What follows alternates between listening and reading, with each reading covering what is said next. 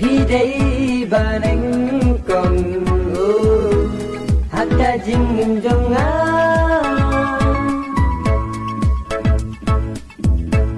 nam y hằng ya